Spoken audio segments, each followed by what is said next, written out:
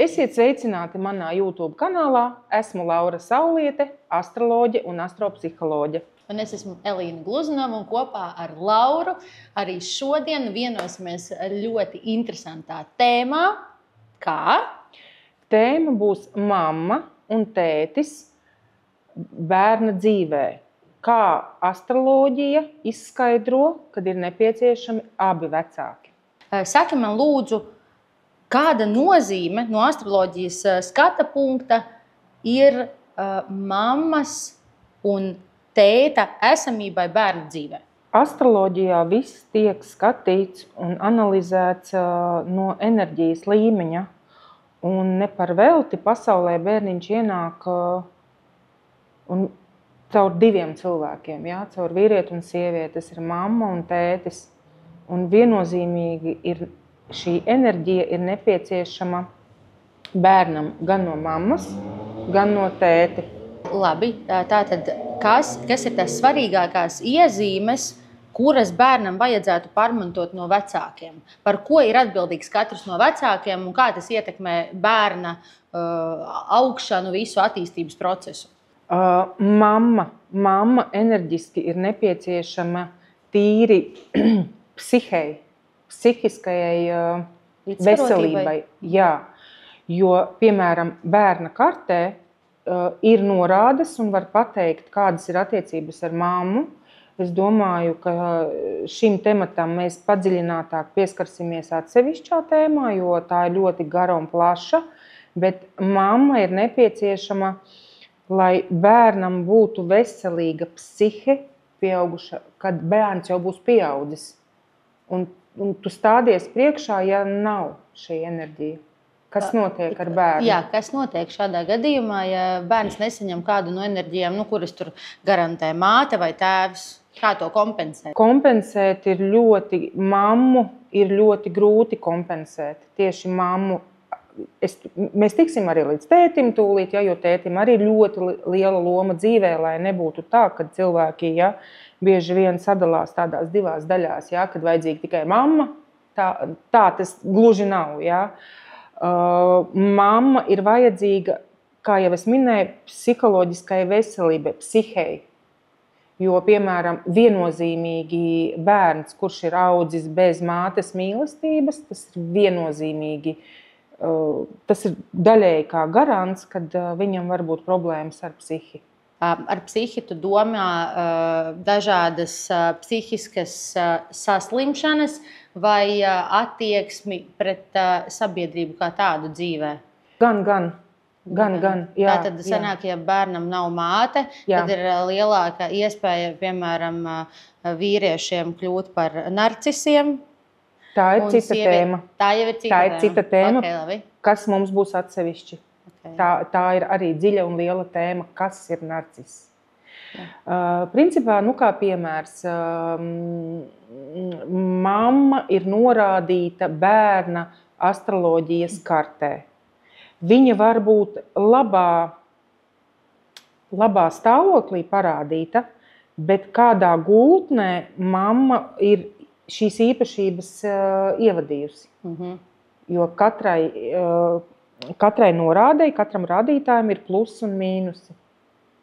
To labo rādītāju arī var nolaist lejā kā mīnusu. Jā. Kā piemērs. Tātad sanāk, ka tie bērni, kuriem arī ir dzīvē šī mātes klātesamība, nepareizi viņu pielietojot, var izveidot pilnīgi pretēju efektu. Jā. Piemēram, viens rādītājs ir, kad ļoti labs rādītājs, viņš ir ok, viņš astroloģiski tu skaties, ļoti forša mamma, ir ļoti mīļa un silta, un tur viss tur tu skaties tā pirmajā momentā, Bet tas viss ir bijis mīnusā. Šis rādītājs ir bijis mīnusā, un mīnus ir tāds, kad ir pāraprūpe. Aiz tās lielās mātes mīlestības, tas nozīmē, mamma savu dzīvi nav dzīvojusi, viņa dzīvojas tikai bērnam. Un kā tas atspoguļojās pēc tam bērnam izaugot? Vai infantils cilvēks, kā saka parastajā cilvēku valodā, memes meitiņa vai memes dēliņš. Un šie cilvēki jau pieaugušie, viņiem ir grūti veidot attiecības. jo viņš tik pāraprūpēts, ja? Viņš pilnīgi, viņš visu prasīs mammai, vai tev viņa patīk, vai tev viņš patīk, un parasti lielāko daļu mammām nepatīk šīs otrās pusītes nekad, un arī tas cilvēks pakļaujās šim viedoklim. Jā, tātad cilvēkam principā nav sava viedokļa dzīvē par nekādu tēmu, jo viņam vienmēr ir vajadzīgs atbalsts no vecāku puses, mātes puses. Man ir reāls piemērs no klientiem, kad vīrietis visu laiku jautā jebkuru jautājumu mammai, pat kādā krāsā mašīnu man pirkt. Viņam nav savs viedoklis, viņš prasa mammai, nevis sievai. Vai pats izlem. Un šādu te moduli ir iespējams pārveidot ar astrologa palīdzību? Jā, tad šāds cilvēks, ja viņš pats atnāktu vai atnāktu mamma, ja, mamma arī pieaugušo dzīvē var mainīt to. Protams, daudz grūtāk, bet var. Tas nozīmē, ka abiem ir ar sevi ļoti jāstrādā, vai arī var iet pie psihologa vai psihoterapeita. Tās iespējas ir daudz, nav jau tikai astrologs. Protams, var daudz ko darīt. Arī paši primitīvākie piemēri ir arī strādāt tīri ar enerģijām, ar krāsām. Ja, piemēram, mamma atbild par pirmdienām, ja, tad tur cilvēkam vajadzētu pirmdienās varbūt nēst gaļu vai nesmēķēt vai nedzert kafiju, ja tā ir viņa atkarība. Ja. Tas nozīmē, ka tu tā kā paklanies tai planētai, kur atbild par to sfēru. Tātad šajā dienā izslēdz visu to, ko tu dari ikdienā. Piemēram, kas tev ļoti patīk, kaut vai elementāri tev grūti piecelties 6 no rīta, bet vienalga, kas tev sagādā grūtības. Bet, piemēram, man atkarība ir kafija. Kurās dienās tu kafiju nedzer? Ceturtdienās un sestdienās. Tāpēc, kādu sfēru tu gribi pacelt, uzlabot, tad no kaut kā atsakies, no kā tev grūti atteikties. Ja? Cits smēķē, tad viņam tas taču sagādā tādas grūtības nesmēķēt, jo domājies.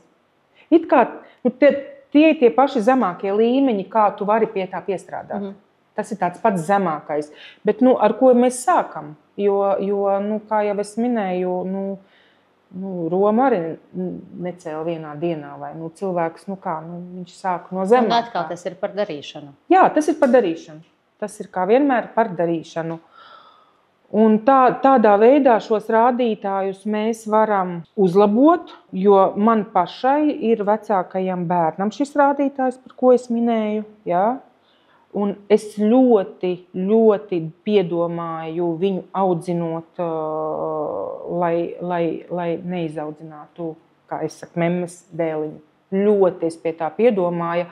Piemēram, elementāri, ja, vecākajam dēlam, kā palika 16, es automātiski sāku viņu saukt par dēlu. Nevis par dēliņu. Jā. Vai kaķīti, lācīti, ja. Ja tas ir vīrietis, ja, tad automātiski attiecīgajā vecumā tev dēls ir, tad viņš ir dēls. Viņš vairs nav dēliņš. Un pat tam ir nozīmes. Tā arī ir tā attieksme, lai tu viņu neizaudzinātu par memmes dēliņu, jo vēlme bija ļoti liela. Ļoti liela. Un daudz kļūdas ir pieļautas, un tad es vēl biju jauna, ja man tās zināšanas nebija tik dziļas. Bija, jā, visu laiku novākt aiz viņa, visu laiku tev šito, tev to vai tev to vajag. Tā mēs pašas izaudzinām viņus. Tātad sanāk, māte atbild bērnam par šo te visu emocionālo stāvokli, par psihi, par šo te visu līdzsvarotību, sakārtotību. Kā ir ar tēviem? Tēvs cilvēka dzīvē, bērna dzīvē, viņš atbild par viņa sociumu pašrealizēšanos, pārliecinātību par sevi. Tas ir kā, piemēram, kā krēsls, ja? Sajūtās. Vai viņš sēž uz krēsla bez atzveltes, tas ir, ja tev tēvs nav bijis rēķini, tev visu mūžu jānosēž tev uz vienu krēslu. Tu nevari atslābināties. Vai nu tu sēdi krēslā ar atzvelti. Bet mēs tagad sēžam, ja vēl būtu vēl līdz galvai krēsls, ja, tad tev ir ar tēvu bijis viss ok, tad tu sēdi pa dzīvi tā kā atzveltnē. Tu esi stabili? Jā. Un ar pārliecību, ka viss ir kārtībā. Jā. Un vēl tēvs atbild par pašrealizāciju, par karjeru. Pat, piemēram, zēnam, dēliem ļoti svarīgi, jo vīrietim, puikam svarīgākā ir dzīvē pašrealizācija un ģimene pēc tam enerģijas līmenī. Jo viņš nevar neko dot ģimenei, ja viņš nav pašrealizējies.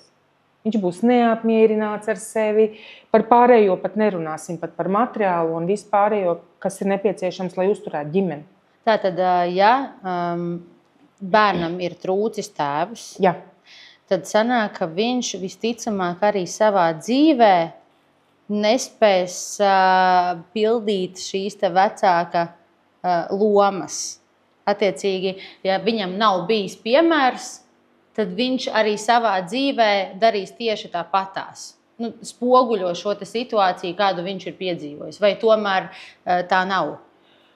Viņš varēs, bet ja viņš ir ar to strādājis, jo ir cilvēki, kam ir bijis vectētiņš, vai, piemēram, ir kaut kāds tiešām tur ļoti labs krusttēvs, kas ir piedalījies. Tādā veidā kompensējis šo tēva lomu. Bet tas nav tikai tā 50/50, bet kas tiešām tur ir bijis ar sirdi un dvēseli. Vai onkulis, vai pattēvs. Bet ne brālis, piemēram. Brālis var, bet tad viņam jābūt stipri vecākam. Piemēram, tā kā maniem bērniem 20 gadu starpība, piemēram, tā varētu būt, ja? Kas ir tāds, arī vecuma ziņā vecāks, kurš varētu būt fiziski pēc vecuma. Viņa spoguļojās viennozīmīgi, jo viņš jau nav šīs enerģijas ieguvis. Viņam ir jāiegūst šī enerģija. Jo īpaši tas ir svarīgi meitai arī, ne tikai zēnam, bet meitai. Jo no enerģijas viedokļa pirmai mīlestībai bērnam meitai ir jābūt tētim. Jo tas ir pēc enerģijas. Ja? Jo liels procents ir, kad pirmais vīrietis būs copy-paste tētim. Pirmās attiecības nopietnās. Es domāju, tādas pirmā iemīlēšanās vai ilgtermiņa attiecības vai pirmās laulības noteikti pastāv garants, ka būs copy-paste tētim, lai kā negribētos, lai kā ar prātu saproti, kad es gribu savādāku, es gribu citu, bet sirds un enerģija izdara savu. Tas ir tādā gadījumā, ja, piemēram, šīs attiecības ģimenē nav bijušas pārāk labas un nav bijis pārāk labs piemērs, bet tādos gadījumos, kad ir šis piemērs lielisks, tātad tas ir tā kā garants tam, ka otra pusīte būs tikpat laba. Ne tikai garants, var būt arī tēvs alkoholiķis, tēvs visāds. Un ja viņš ir bijis ļoti labs pret meitu, mīļš, jo mēdz tā būt, kad varbūt ar sievu strīdās, vai viņš tur pēdējais alkoholiķis, bet tad arī, diemžēl. Tāpēc ir ļoti, ļoti svarīga tā enerģija, ko dod tētis, jo, piemēram, ja tētis ir dzīvs, par cik mēs tagad runājam par tēvu, ja tētis ir dzīvs, ja viņš nav tur pēdējais cilvēks uz zemes, tad vajag ļaut tikties un vajag meitai un arī dēlam arī, bet mēs vienkārši tagad runājām par meitu, zināt vismaz tēva izcelsmi. Kaut vai arī viņš tur ir pavisam, tur, es nezinu, kaut kāds padibenis, bet viņai ir jāzina izcelsme, jo enerģijas līmenī tas ir kā zeme zem kājām. Jā, tu runāji par to stabilitāti. Jā, jo, piemēram, tad, kad 20. gadā mans tētis aizgāja, nomira, tad man bija, es nekad nedomāju, ka būs tādas sajūtas. Man bija sajūta, kad man nav zeme zem kājām, ka es grimstu. Kaut arī man bija ļoti mīļas attiecības ar tēti, bet dažādu iemeslu dēļ mēs bieži netikāmies, bet sajūta, ka tev ir pazudus zem kājām. Tev vienkārši nav. Tu grimsti, tā kā pa purvu tu ej. Pat tā ir tā sajūta visiem bērniem. Tad, kad tu liedz kaut kādā veidā savu ambīciju dēļ vai kaut kādu savu aizvainojumu dēļ, kad šķirtās ģimenēs. Ja, jo bieži vien ir tādi moduļi, kad cilvēki izšķirās un viņi neļauj bērniem tikties ar vienu no vecākiem. Tas ir ļoti slikti. Tas ir ļoti slikti enerģijas ziņā, ko nodara bērnam. Jā, jo tas tā jau ir tāda pāra, šķirta pāra, šķirta cilvēku tāda problēma un tāds ego pašapliecinājums. Jā. Tas ir patiesībā pašapliecinājums, jo man pat grūti emocionāli izteikties, lai nesāktu birt asaras, kādi ir nākuši pie maniem klienti ar saviem stāstiem, cik ļoti viņi dara pāri tam bērnam. Jo viņi nesaprot tie cilvēki, kad tie vecāki abi ir mīļi. Varbūt... Jā, jo bērns jau sastāv no 2 cilvēkiem. Jā, jo mūžīgais jautājums, kāpēc mans bērns ir tāds vai šitāds, es vienmēr atbildu, ne jau no kaimiņa. 50% ir no tēti un 50% ir no mammas, lai kā tev negribētos. Reizēm varbūt kādreiz tev ir kaut kā sanācis vai gadījies, varbūt kaut kādas destruktīvas attiecības, kur radies bērniņš, vai tur, diemžēl, būs tie 50% no abiem. Ar to jārēķinās. Un kā var kompensēt šo stabilitātes sajūtu?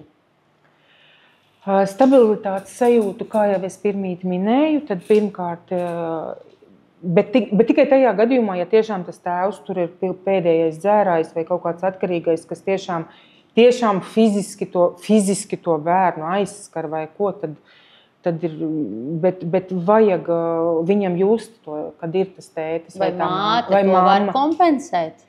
Nevar. Nevar. Lai kā mums gribētos kaut ko mainīt, jo es būšu atklāta. Manā piemērā pirmajā laulībā vecākajam dēlam es arī domāju, kad es varēšu kompensēt. Tu nevari kompensēt otru. Manā gadījumā ir tā, ka tēvs vecākajam bērnam nepiedalījās principā audzināšanā, bet es nekad neesmu liegusi, nekad neesmu aizliegusi, tieši otrādi. Es esmu motivējusi sadarboties, līdzdarboties, bet kaut kādā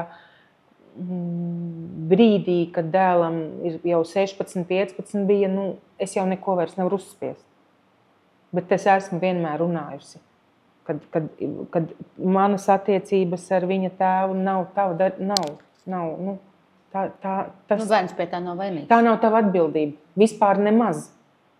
Jo, ja piemēram, darīja pāri man, tad viņam viņš nedarīja pāri, un tāpēc es nekad nemaisījos, bet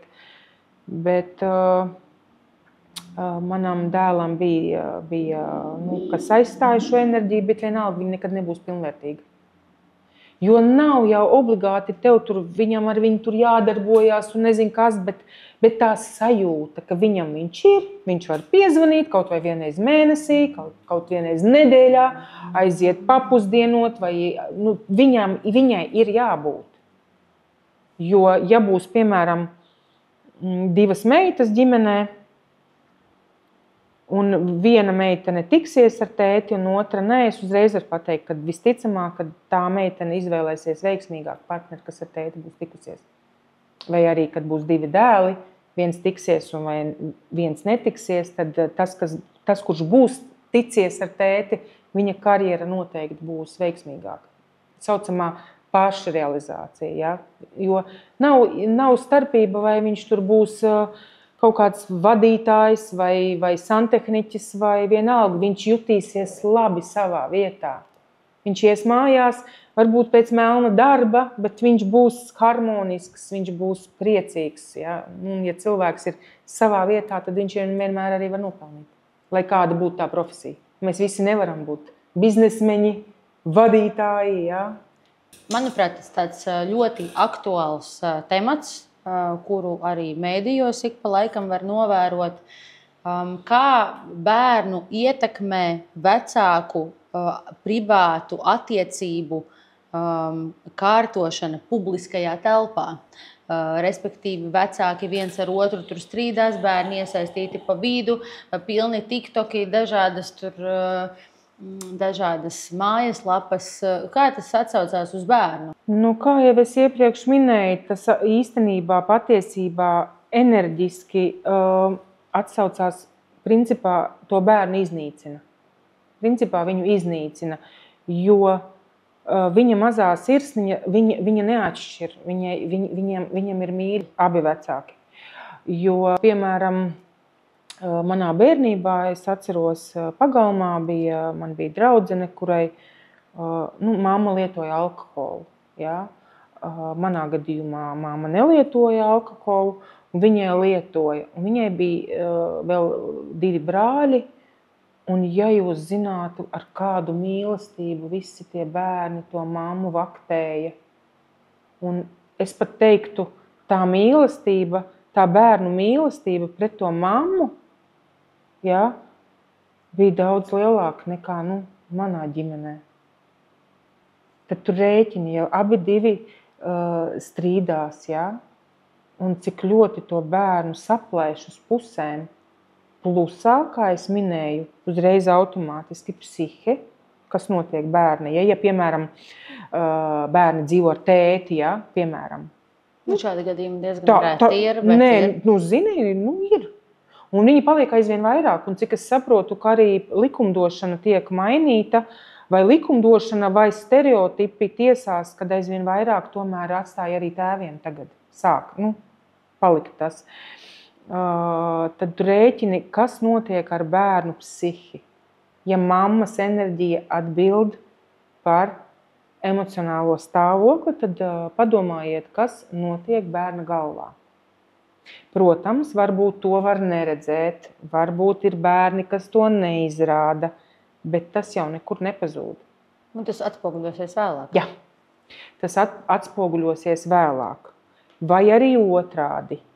Ja bērni dzīvo ar mammu, vai viņi strīdās, tagad tur ņemās, tātad bērnam būs grūti socializēties sociumā ar citiem bērniem, vai arī, ja viņš jau ir pusaudzis vai ko, viņš arī studijas uzreiz nevarēs izvēlēties, viņam skolā neveiksies, bet vecāki to nezinu, kāpēc strīdoties neredz vai negrib redzēt, un pēc tam domā, vai kāpēc viņš tik nesekmīgs jau 9. klasē atskārst, ja, kas ir noticis. Ja.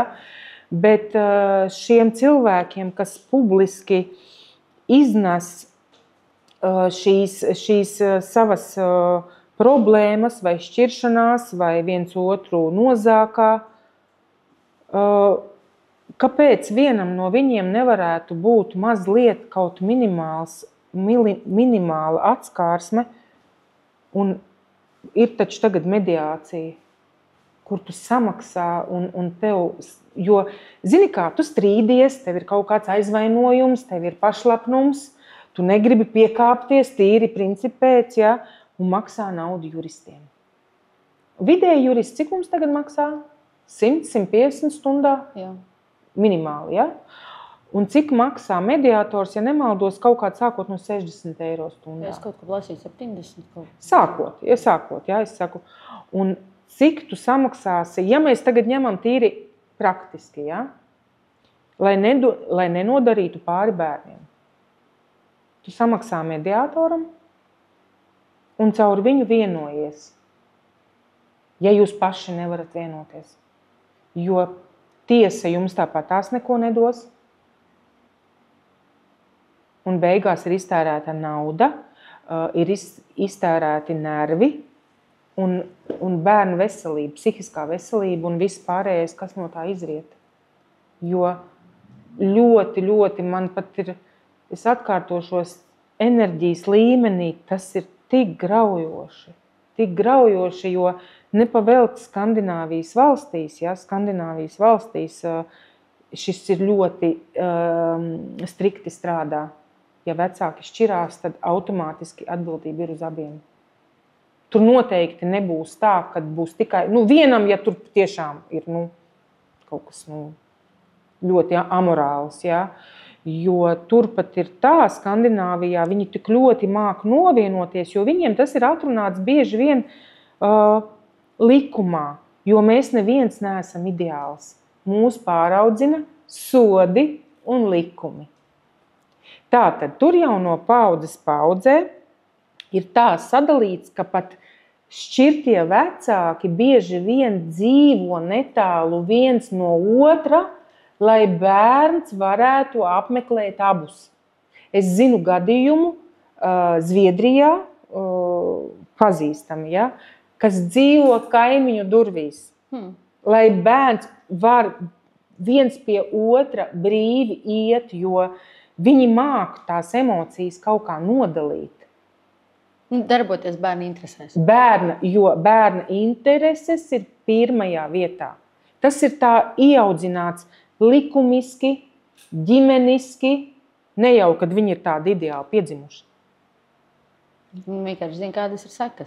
Jā. Mums Latvijā bieži vien, cik ir arī novērojams, cilvēkiem nav šīs atbildības sajūtas. Viņi darbojās sava ego vadīti. Jā. Viņiem ir kaut kāds iekšā tas spīds, ka vajag pierādīt savu to varu. Un bieži vien neaizdomājas par to, kādu ļaunumu tas nodara bērnam. Jo tam vecākam vai sievietei vai vīrietim, jo gadījumi ir dažādi. Gadījumi ir, kad sieviete to dara, gadījumi ir, kad vīrietis to dara.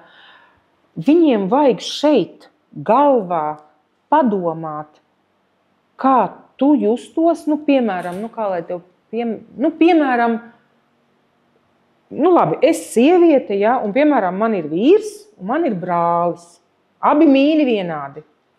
Un iedomājies, viņi tagad sāktu tā strīdēties, un man ir jāizvēlās. Tas tāds primitīvs piemērs. Jā, bet tu varētu izvēlēties? Nē, noteikti nē. Tas, tajā momentā vienkārši labāk tad atkāpties no tās situācijas. Nē, es noteikti neizvēlētos nevienu, zinot manu raksturu. Es censtos līdzdarboties, lai atrisinātu to. Protams, ja tur nav, es nezinu, kas tur kam jābūt, bet ne aiz savu ego. To ir jāliek malā, jo astroloģija iet roku rokā ar karmu, ar bumeranga likumu, un pie tevis tā vai tā atgriezīsies. Un pašā sliktākajā gadījumā vai tavā dzīvē neveiksies, ja tu to darīsi. Ja tu, piemēram, aizliegsi tikties ar mammu vai aizliegsi ar tēvu, jo tu saproti, tu noņem tam bērnam to enerģiju. Tu viņam viņu noņem. Tu neesi Dievs vai visums, ka tu vari izlemt. Un tie vārdi, es viņu piedzemdēju un es izlemšu. Nekas egoistiskāks nav izdomāts. Es viņu, tad labi, es viņu piedzemdēju un es arī tad viņu izslēgšu, vai es negribu pieminēt kaut kādus vārdus tādus pat. Kādas tev tiesības ir? Bērns ir kā dvēsele izvēlējies tevi, ne jau tu viņu izvēlējies. Protams, jā. Tu viņu neizvēlējies. Bet bieži vien bērni pārmāca vecākus. Jā. Katrs bērns ir kā tavs skolotājs. Jo jebkurš vecāks var pateikt, kā bērniņš piedzim, tā tu sāc mainīties. Jā, es esmu mainījusies 3 reizes. Tu arī, ja? Jā. Tad es uz sevi to jūtu 100%. Katru dienu es to jūtu. Jo, piemēram, elementāri, man klients, ir klients, kas atnāk, viņš saka, viņam vairāki bērni, un kāpēc viņš tik savādāks? Un kāpēc viņš tāds? Un tad, kad tu izanalizē un parunā, tad tu saproti, ka viņš tev kaut ko māca. Jā, jo katrā laika periodā, kad tas bērns nāk pasaulē, viņš tev iemāca konkrēti to, kas tev tajā brīdī ir vajadzīgs, kas tev ir jāzina. Jo, piemēram, es esmu pēc dabas, jau varētu vairāk laikam teikt biju, bet vienalga mēs atstrādājam kaut kādu savu rakstura īpašību, kas nav tik pozitīvi visu mūžu. Ja? Es biju ļoti, ļoti nepacietīga. Tā, ka vispār. Ja nē, tad nē, ja, uzreiz. Ar nazi. Jā. Un man pirmais dēls piedzima, kapitāli mācīja pacietību. Tā tad nav atstrādāts līdz galam. Pēc 20 gadiem piedzimst otrs, kurš pieliek tādu treku un tādu rītīgu punktu, kad, tā. Beidzot saprati. Es biju sapratusi jau, bet vienalga, kā es minēju, līdz ideālam mums visiem materiālajā pasaulē ir kā līdz mēnesim. Nekad tu pamēģini kādreiz pie sevis piestrādāt kaut kādu savu raksturu īpašību, un vienmēr būs tā, ka tev metīs atpakaļ.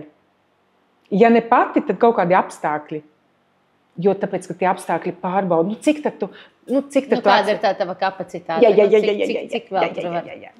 Piemēram, ja tu, sāksi sevi audzināt disciplīnu, un tagad tu nobriedīs, un tagad es iziešu, tici man, nokavēsi autobusi, nokavēsi tramvaju, kaut kas neatbrauks, kaut kas, jo cik tad tu vēl, tu vēl mēģinās, saprot, tev visu laiku izaicina. Un tāpēc ir piedzimusi man meita, kas ir diezgan mākslinieciska, un tā ir šai nepacietīgajai mammai ir jāklausās viss, ko man stāst, un tad man pilnīgi tā iekšā tā turies, klausies. Vēl nedaudz. Un tad vēl kāds pazvan pa malu un kaut ko svarīgi, jau kaut kas par darbu. Tieši tad, kad bērns kaut ko stāsta. Saprot, tas viss tev pārbauda. Šodien man laicīgi bija jāizbrauc, jā. Man pēkšņi meita kaut ko grib izstāstīt, jo viņa taisīja savā rakstām galdā ģenerāltīri. Kā es varu neiet?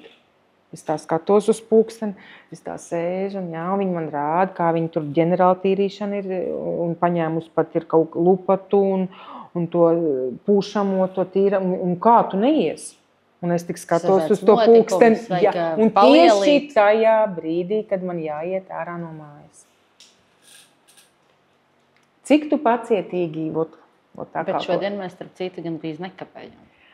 Tāpēc, ka svētdiena, jo pats saprot, ja būtu darbdiena, tad es domāju, ka... Bet iet uz labo pusi katrā ziņā. Un tādā veidā tu tiec tad pārbaudīts. Kā tu pie tā, ja? Jo man bieži vien ir tā, ka pat tad, kad es nekavēju, es kavēju. Jā, man tāpatās. Jo es it kā visu izdaru laicīgi, bet vai tur kaut kāda avārija, vai vēl kaut kas. Tavas vainas dēļ. Ir kaut kādi apstākļi, kurus tu vienkārši nevari ietekmēt, un rezultātā tu tik un tā nokavē. Tas ir tavas vainas, ne tavas, ne tavas, jā. Tas ir, lai tev atkal pārbaudītu. Jo zini, kā grib, kāda starpība tāpat, tu tad es tāpat kā bija, jā. Tāpēc katrs bērniņš mums kaut ko māca. Ja man 10 gadus atpakaļ prasītu šādu pacietību, tad es domātu, nē, kas tās par muļķībām? Es un pacietīgi, lai es kaut ko klausītos, nē. Vienkārši. Figuro šurp, figuro turp, nekam nav laiks, viss tur fiksi ātri. Pat darbu, ja, kā es daru, man vajag vairākas lietas uzreiz, es nevaru sēdēt pie viena. Man vajag iesākt to, un tad es lecu no viena uz otru. Tu vari paralēli darīt lietas dažādas, bet tev visu laiku ir jābūt kustībā. Jā, zupu paralēli vārīt, neskatoties, es kaut ko nopietnu daru pie datora vai ko. Man tas ir normāli. Šitā te sēdēt pie viena ilgi, studijas vienīgais, ko es varu sēdēt. Kad es kaut ko, tur vienkārši es tā piestrādāju pie tā, jo tā vajag, Bet arī ļoti grūti gribās vēl kaut ko vēl tur. Tāpēc, kad studijās saka, online, ja, tagad daudz ir, kad ir kafijas pauze, tad es uzreiz tad laimīgi, Zini, jo tu tur sēdi. Bet tik un tā ne tikai kafijas pauze, bet noteikti vēl kāds cits darbs. Es kaut ko, ja nav nekas cits, tad es cenšos, bet vai kaut ko svītro, vai es tur konspektēju tā, vai ar flomasteru tur man vajag vēl, kaut ko. Un, manuprāt, arī tāds ļoti svarīgs jautājums ir par to, kā šīs dzīves ceļš veidojās bērniem, kuri kaut kādu apsvērumu dēļ ir nonākuši bērnu namos, kuriem nav ne mammas, ne tēta. Kā šie bērni var sevi realizēt dzīvē? Ir reāli piemēri manā praksē, klientu praksē, kad ir cilvēks, vīrietis no bērnu nama, audzis bērnu namā. Viņš ir tiešām dzīvē daudz sasniedzis. Mēs runājām, it kā tētis nav, bet ir sasniedzis, jo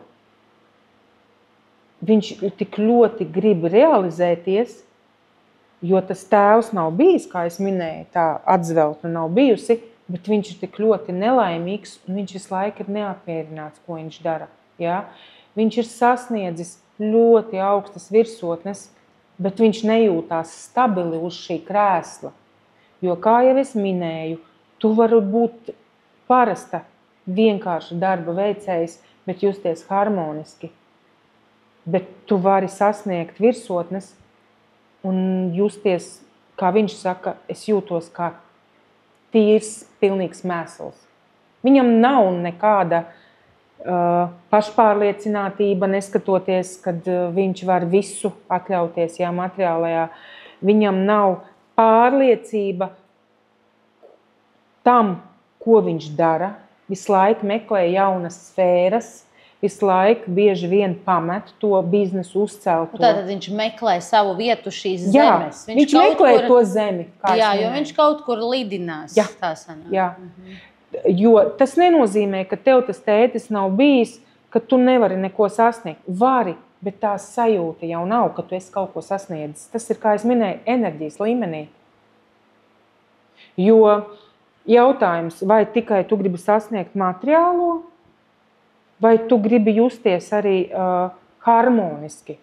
Neteiksim laimīgi, jo laime ir tāds jēdziens plašs, un emocionāli viņš ir ļoti nestabils. Viņš viennozīmīgi lieto antidepresantus. Viņa gadījumā tas nav alkohols vai kaut kādas atkarīgās vielas, bet antidepresanti.